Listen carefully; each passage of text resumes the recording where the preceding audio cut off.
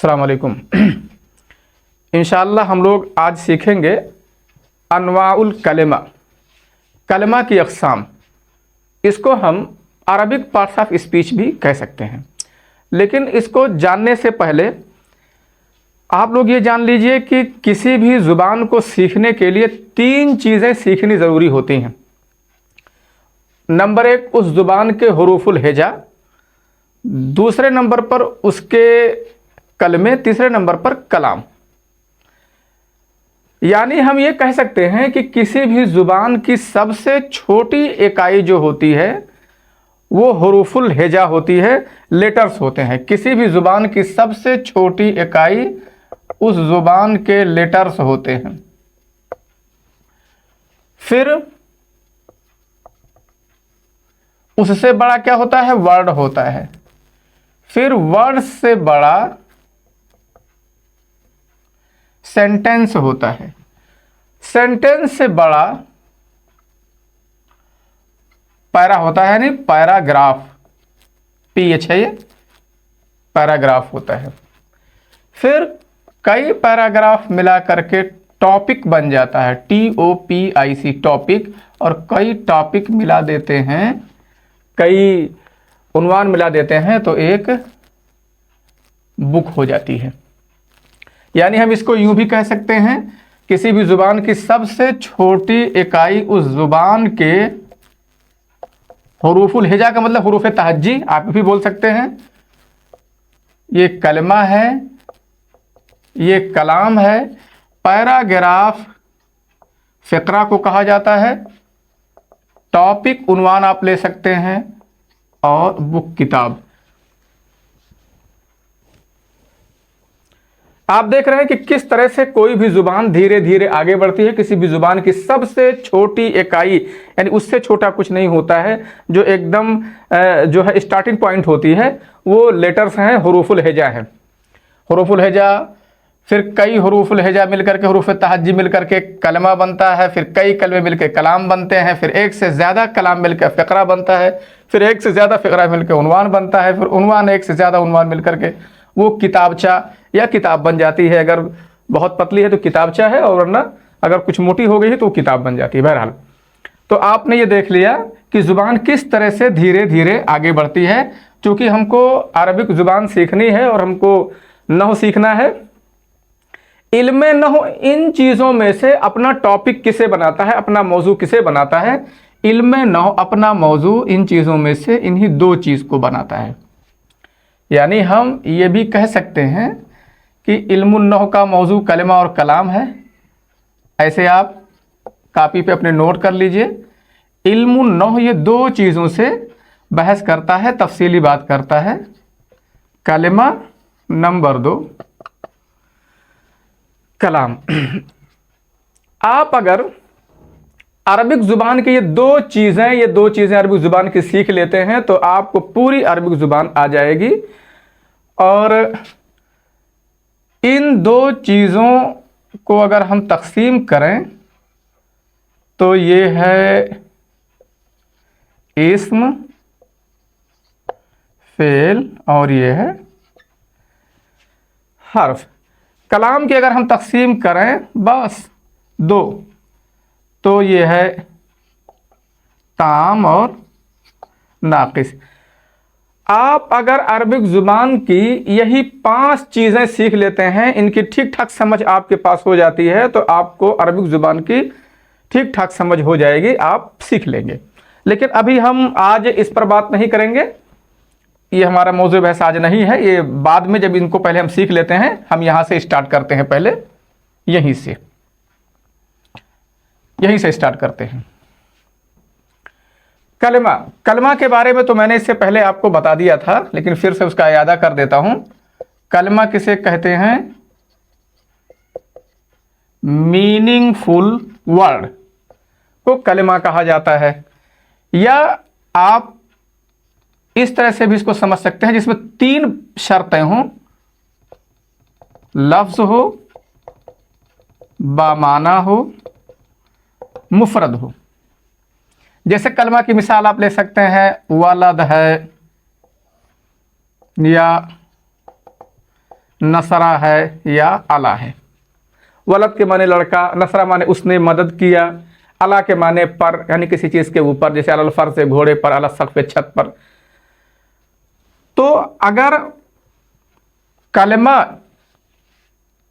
में ये तीनों शर्तें पाई जाती हैं, किसी लफ्ज़ में ये तीनों शर्तें पाई जाती हैं, ये दो शर्तें, या कोई भी लफ्ज़ हो वो बामाना हो और मुफरद हो, तो उसको हम कलमा बोल देते हैं।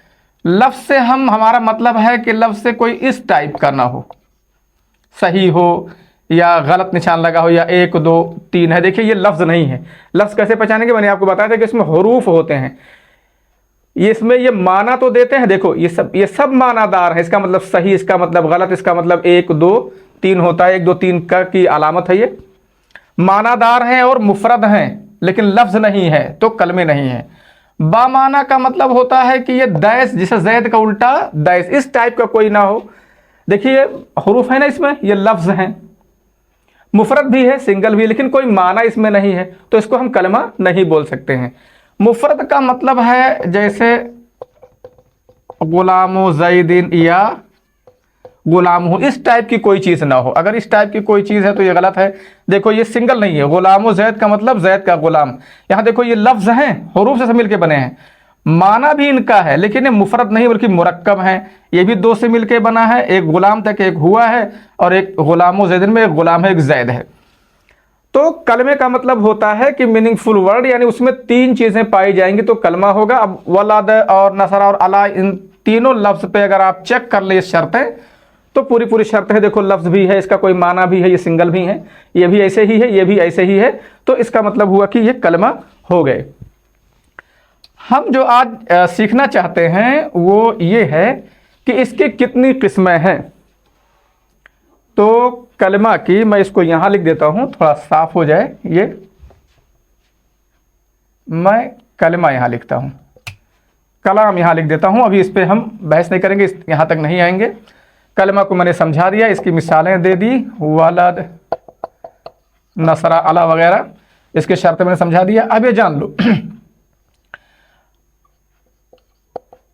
अनवाउल कलमा, कलमा की किस्में। हर जुबान में कलमा अलग अलग टाइप का होता है। जैसे अंग्रेजी जुबान में कलमे 8 टाइप के होते हैं, noun, pronoun, verb, adverb, adjective, conjunction, preposition, तो ये सब मिलाकर के पूरे 8 होते हैं। लेकिन अरबिक जुबान में कलमे सिर्फ 3 तरह के होते हैं। अनवाउल कलमा, कलमा की किस्में, या अक़सामुल कलमा आप लिख सकते हैं, कलमा की किस्में। इसे आप चाहें तो ऐसा लिख सकते हैं, Arabic parts of speech, Arabic parts of speech. Parts of speech समझते हैं? पार्ट्स ऑफ स्पीच का मतलब होता है कि किसी भी जुबान के, खास तौर से अंग्रेजी का लफ्ज़ है तो अंग्रेजी बताता हूं, कि अंग्रेजी का कोई सेंटेंस हो तो उसमें कितने टाइप के वर्ड्स हो सकते हैं। तो अंग्रेजी भाषा के माहिरीन मानते हैं कि अंग्रेजी का अगर कोई सेंटेंस होगा, जुमला होगा, तो उसमें ज़्यादा से ज़्यादा 8 टाइप के वर्ड्स हो सकते हैं। वो नाउन हो सकता है, प्रोनाउन हो सकता है, वर्ब हो सकता है, एडवर्ब हो सकता है, कंजक्शन हो सकता है, प्रीपोजिशन, इंटरजेक्शन, तो इस टाइप के हो सकते हैं। लेकिन अरबिक के माहिरीन मानते हैं कि ज़्यादा से ज़्यादा अरबिक के किसी भी जुमले में 3 टाइप के ही कलमे हो सकते हैं। अंग्रेजी में 8 टाइप के कलमे हो सकते हैं, आपने पढ़ा होगा इस चीज को। लेकिन अरबिक में सिर्फ 3 टाइप के। कौन कौन? इस्म, फेल और हर्फ, यही 3 टाइप के होते हैं। अंग्रेजी में 8 टाइप के हैं, लेकिन अरबिक में सिर्फ 3 टाइप के वर्ड्स होते हैं। आप इस्म, फेल, हर्फ को बोल सकते हैं अरबिक पार्ट्स ऑफ स्पीच। अंग्रेजी में आप जानते हैं पार्ट्स ऑफ स्पीच 8 तरह के आपको याद कराए गए होंगे, आपने याद किया होगा। अरबिक में आप जान लीजिए सिर्फ पार्ट्स ऑफ स्पीच, यानी कलमे के जो किस्में हो सकती हैं, अनवा हो सकते हैं, वो सिर्फ 3 हैं। इस्म को आप नाउन कह सकते हैं, वर्ब का मतलब फेल, यानी फेल को वर्ब बोल सकते हैं, और हरूफ जो होते हैं उसको पार्टिकल बोलते हैं। इसे आप नोट कर सकते हैं, पार्टिकल। पार्टिकल कुछ लोग इसे खाली प्रीपोजिशन बोलते थे, हालांकि प्रीपोजिशन बोलना हर्फ के लिए काफ़ी नहीं है, इसमें कंजंक्शन भी आते हैं, तो लिहाजा पार्टिकल बोला जाए, ये बहुत ज़्यादा मुनासिब होगा। पार्टिकल से यहां प्रीपोजिशन भी हो सकता है और प्लस कंजंक्शन, ये दोनों चीजें मिलाकर के पार्टिकल होती हैं। पार्टिकल का मतलब होता है किसी भी सेंटेंस का वो छोटा हिस्सा जो अपने दम पर कोई पूरा माना ना दे, बल्कि अपना माना देने के लिए वो किसी दूसरे पर डिपेंड हो, उसको पार्टिकल बोलते हैं। तो उसी को तो हमारे यहाँ हर्फ बोलते हैं। बहरहाल हमें उससे ज़्यादा मतलब नहीं है, तो खाली मैंने सहारा के लिए आपको बता दिया है। तो अरबिक पार्ट्स ऑफ स्पीच कितने हैं? 3 हैं, अंग्रेजी के 8 हैं। उस तरफ हमको नहीं जाना है, इसी तरफ। इनमें से हमें आज सिर्फ इस्म लेना है, यानी नाउन लेना है कि ये किसे कहते हैं। तो चलिए मैं इसकी तारीफ यहां मिटा करके ऊपर कर देता हूं। ये तो आप समझ गए होंगे, आपने लिख लिया होगा, इसे नोट कर लिया होगा। हद्दुल इस्म, इस्म क्या है? लिखिए हद्दुल इस्म, इस्म की तारीफ। हद जानते हैं किसे बोलते हैं? हद का मतलब होता है कि किसी चीज की बाउंड्री। जैसे मान लीजिए आपकी खेत की हद है, आपका खेत पूरा पश्चिम उत्तर दक्षिण में कहां तक है, कितना है। जब आप हद जानेंगे अपनी खेत की, तो आप दूसरे के खेत को अपना खेत नहीं कहेंगे, अपना खेत नहीं समझेंगे। इसी तरह से अगर आप इस्म की हद जानेंगे तो आप दूसरी चीज को इस्म नहीं समझेंगे। यानी उसमें कुछ ऐसी बाउंडेशन लगाई जाती हैं, ऐसी शर्तें लगाई जाती हैं जिससे वो चीज दूसरे से अलग हो जाए। उसी चीज को हद कहा जाता है। हद को हम तारीफ भी कहते हैं। तारीफ किसे कहते हैं? तारीफ का अर्रफा युर्रिफु तारीफ, तारीफ का मतलब होता है पहचानवाना। आपसे अगर कहा जाए कि आप किसी चीज की तारीफ कीजिए, तो इसका मतलब यह कहा जाता है कि आप उसके बारे में इतनी मालूमात दे दीजिए कि जिसके जरिए से वो चीज पहचानी जा सके, आप पहचानवा ले जाएं उस चीज को। जैसे आपसे कहा जाए कि आप शेर की तारीफ कीजिए, तो आप कहेंगे कि शेर एक जंगली जानवर है जो बड़ा खतरनाक होता है, साइज में तकरीबन गधे जैसा होता है, वो सुर्खी माइल रंग का होता है, उसके गर्दन पर बड़े बड़े बाल होते हैं, उसके पंजे नाखून होते हैं। यानी उसके बारे में आप इतनी शर्तें लगाएंगे जिससे कि वो दूसरे जानवरों से अलग हो जाए। उसी चीज को तारीफ कहा जाता है, उसी चीज को हद कहा जाता है। तो इस्म की देखिए, किसी भी चीज की हद में या तारीफ में शर्तें ही शर्तें होती हैं। इतनी शर्तें लगा दी जाती हैं जिससे कि वो दूसरी चीजों से अलग हो जाए। तो इस्म की तारीफ क्या है? मैं समझता हूं कि आप तारीफ की तारीफ समझ गए होंगे कि तारीफ किसे कहते हैं। तारीफ का मतलब किसी चीज के बारे में इतनी मालूमात फराहम कर देना, सामने वाले को किसी को बता देना इतनी बातें जिससे कि वो शख्स उस चीज को आसानी से समझ सके, उसको तारीफ कहा जाता है। उसी चीज का नाम हद है। इस्म की तारीफ क्या है, इस्म की हद क्या है? आप पढ़ेंगे, देखेंगे किताब में लिखा है कलेमतुन तदुल्लु अला माअनन फी नफ्सिहा गैर मुक़तरिनिन बेअहदिल अज़मिनतिस सलासती। एक बाउंड्री ये है, एक बाउंड्री ये है, एक बाउंड्री ये है। इस्म किसे कहेंगे? इस्म की तारीफ क्या है? नंबर 1, उसे कलमा होना चाहिए। कलमा का मतलब यही कि लफ्ज हो, मानादार हो, सिंगल हो। दूसरी शर्त इसके ये है कि अपना मुस्तकिल माना दे। कौन सा माना दे?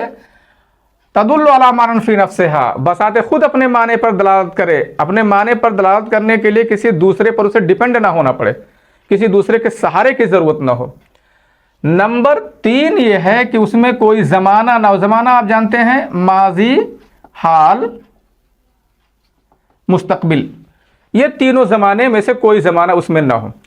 इसके हम मिसाल ले सकते हैं, जैसे बिन्त है, वलद है, बनारस है, मक्का है, आप लोगों में से किसी का नाम है, तो ये इस्म है। चेक कर लेते हैं कि क्या इसकी तमाम बाउंड्रियां जो लगाई गई हैं इसमें।